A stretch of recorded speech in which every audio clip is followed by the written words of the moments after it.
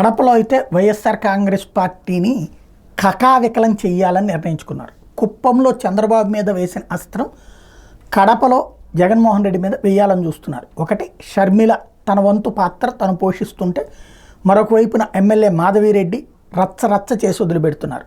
మేయర్తో తగవబడుతున్నారు, కావాలని రెచ్చగొడుతున్నారు, కవ్విస్తున్నారు.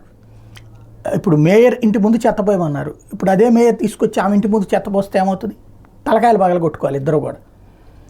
కడప వాస్తవంగా భయంతోనో భక్తితోనో కానీ తెలుగుదేశం వాళ్ళు సాధ్యమైనంత వరకు అణిగిమణిగి ఉన్నారు. ఫస్ట్ టైం ఏది ఈవెన్ తెలుగుదేశం అధికారంలో ఉన్న సందర్భంలో కూడా ఎవరో ఒకళ్ళో ఇద్దరు ఏ సతీష్ రెడ్డి లాంటి వాళ్ళు, బీటెక్ రవి లాంటి వాళ్ళు స్టేట్మెంట్ ఉండేవి, కానీ అది ప్రకటనలకు పరిమితం అయ్యేది, కానీ గ్రౌండ్ లెవెల్లో యాక్షన్లోకి దిగే ధైర్యం చేసేవాళ్ళు కాదు. కానీ ఫస్ట్ టైం ఫుల్ ప్లెడ్జ్డ్గా జగన్ని విసిగించడం, వణికించడం అన్నటువంటిది. ఓ పక్కన ఎమ్మెల్సీ, ఓ పక్కన ఎమ్మెల్యే, లోకల్గా లీడర్లు వైఎస్ఆర్ కాంగ్రెస్ పార్టీ వాళ్ళని వెంటాడుతున్నారు, వేటాడుతున్నారు, అలాగే అల్లాడించే ప్రయత్నం చేస్తున్నారు.